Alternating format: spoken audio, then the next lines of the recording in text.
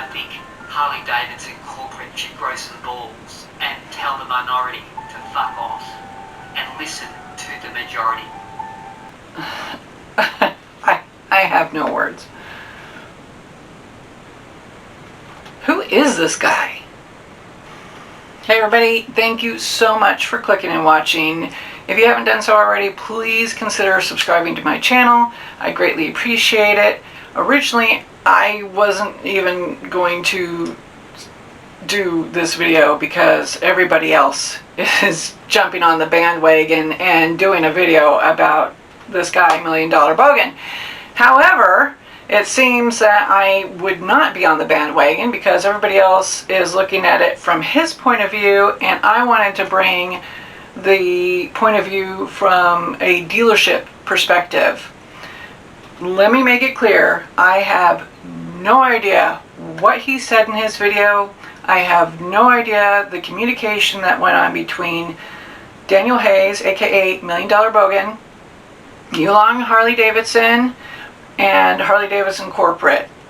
No clue. I didn't even know about this guy until he started blowing up across my YouTube feed. So I have since watched some of your videos from YouTube creators or Harley-Davidson influencers, and everybody seems to be on the same side that Harley is bullying or creating a censorship environment, all because they asked him to take down a video.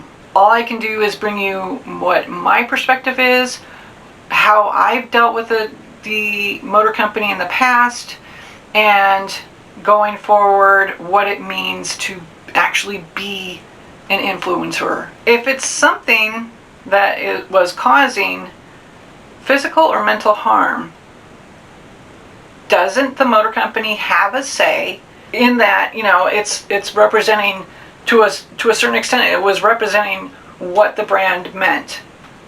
And if that was negative, if that was mentally harmful or physically harmful in any way, shape, or form, doesn't the motor company have a right to say, look, please, that's not what we're about, that's not accurately representing us, please take it down. I watched some of Million Dollar Bogan's videos. Very good content, yes, I will agree with that. Very good content, obviously produced and edited. So at some point he did make the choice to leave that in his video. Whether or not he knew it was going to cause harm, I don't know. I will say that yes, Harley has made mistakes in the past. Everybody has. Who hasn't? When I was working for Harley-Davidson of Atlanta, we were working with a group called Bikers Battling Breast Cancer, and they were putting on a ride called the Breast Sunset Ride. Harley had heard about that and called us and said, excuse me, breast? Really? And then once we had the opportunity to explain, look, it's about breast cancer, this is a local group, they raise funds, all the money stays in the area. Once we explained that, then Harley was just like, oh, okay, we get it now, thank you very much for explaining it. I guess what I'm trying to say, you know what, actually, the CEO of Harley-Davidson said it best. This is the most recent edition of The Enthusiast, formerly known as H.O.G magazine, formerly known as The Enthusiast. It's gone back to its roots in case you missed that. And in the beginning,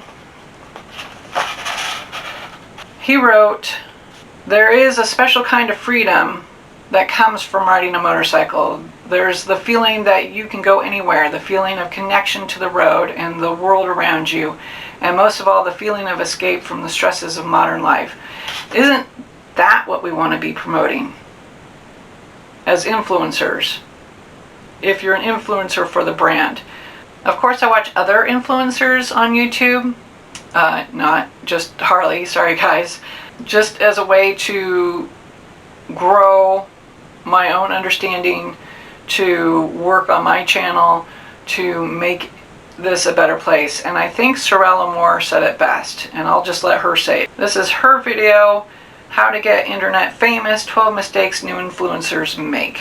Collectively as influencers. I wonder how many times I've said this word already. Collectively as people in the spotlight, we have a responsibility because there's a lot of previous influencers that have come through that have probably stuffed it up for a lot of us because, I mean, myself, I worked ridiculously hard and I know a lot of people that work so hard in the industry and they really want to give value to the audience, to the brands that they're working with. But then there are some that just all of a sudden feel entitled and it leaves a bad taste for everyone around. And we need to work to make sure that we are helping and facilitating growth, facilitating sales for brands. That is our job that we've decided to choose, so make sure we deliver. Basically go into this of how can you help?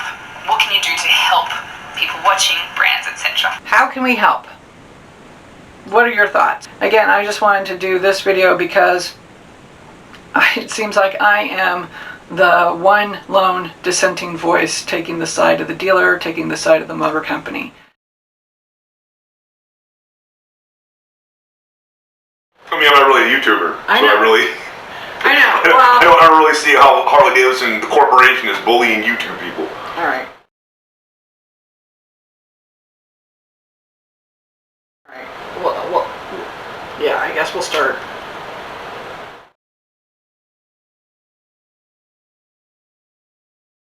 You know, goodbye Motorblog, goodbye Harley-Davidson. So basically, that was it. Well, obviously. Do you think he's a whiny baby, or do you think he's justified in his? Well, even from that video, you don't really get a whole lot of information on what happened. You know what I mean? I mean, basically, I don't think Harley-Davidson, the corporation, would be able to go, and tell you. Unless you are like completely like disparaging them, like you're putting stuff up there that's like just complete crap. You know what I mean? It wasn't even that. It was, from what I understood, because of course I haven't seen the video in question. But from what I understand, he made a joke. It was either an insensitive joke or some, banter about which was it? It was about gay, lesbian, LGBTQ color comment. And that's what prompted Harley to say, okay, look, that's pushing it. That's a little bit outside of our comfort zone. That's not how we want to be portrayed as a brand.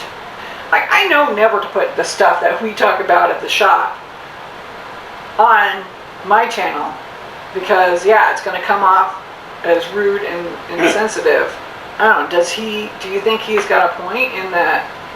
I don't know. I don't have enough information on the guy to see if he has a point or not. I don't really understand fully what what demographic Harley-Davidson is trying to reach now. But a lot of stuff I've seen in the last few years is kind of like, they're getting more away from their core customers and going more for this freaking millennial whatever. And if that's what you want to do, that's what you want to do. But it's the core customers that made you who you are. You know what I mean? Right. I'm not saying we're all gonna walk around and be bigots and freaking sexist and everything else, but it's kind of like, dude,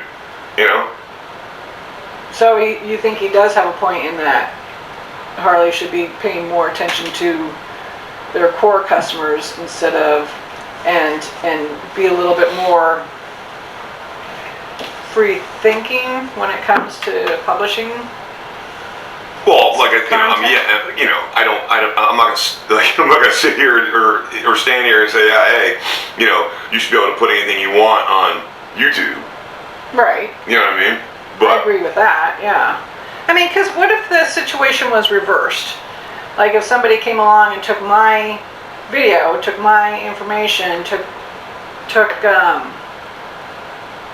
me just joking around and put it into, I don't know, say a KKK promotional video. I certainly don't want to be associated with that. right. So yeah, I'm going to ask them to take it down.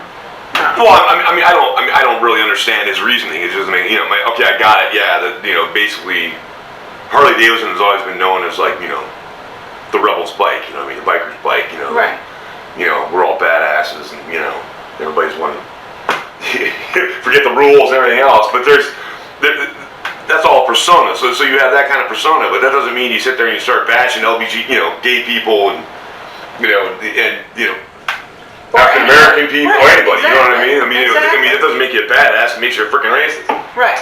You know, I guess for him too. Yeah, we got it. He doesn't work for Harley. Right. He doesn't work for the dealership. Doesn't work for corporate. Doesn't work for anything. But still, you know, if you're pushing their brand out there, I mean, you really want to, you know, I mean, for if I was a corporate, if I worked for Harley-Davidson corporate, do I want that guy speaking for us? Right. So I can see, you know what I mean? Yeah. Clearly, what Jochen and the rest of the new team, I guess, at Harley Corporate is going the right way, because with this rewire, they and the third quarter profit statement or earnings statement is shown that, yeah, we've had a fantastic third quarter since, I mean, it's not been this good since 2015. I think personally, I agree with the motor company on this one. Yeah, I think he just, you know, he took it too far. I just think he has his certain idea of what he feels Harley-Davidson is, and that is not what Harley-Davidson is, in my opinion. Good way to end it. Good way to end it. Alright guys, so if you like this video, please give us a thumbs up. If you want to see more, then be sure to hit that subscribe button. And if you want to be notified when we upload new content, then be sure to hit that bell. Until the next time, guys, please be kind to one another and stay safe, ride when you can, and have fun.